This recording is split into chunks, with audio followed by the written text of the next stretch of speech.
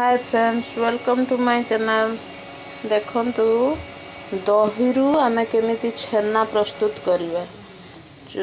दही आमे बुलै सरला परे दही तैयारी हो सरला परे आमे ताकू एमिति भाबरे गैस रे बसै दबा।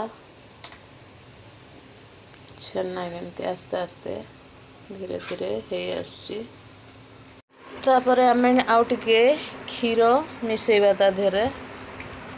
क्षीर मिसेइ देले कौन कि भल से ठीक से बांधी हो जिवो। छेनाटी जो खटा अंश अच्छी खटा बेसी रहिबोनी। एटा दही छेना तैयारी होची। क्षीर रे तो छेना एमिति क्षीर को आमे बसैकी टिके लेंबू की खटा पकै देले हो जाए। एटा किंतु दही रे तैयारी हबो। सेति पय ता देहरे टे क्षीर मिसेइले दहीर खटा अंशटा कमी जिवो आउ बढ़िया से छेनाटा बांधी हो जिवो। देखंतु गैस रे बसला, गैस रु नहीं आसला घसी गुंडा नियारे बसेला। एटा टिके माने बांधी आसला परे पानीटा गड़ा हबो। क्षीर मिसथिला जो बसी गला टिके पानी अलगा क्षीर अलगा हो जाइए।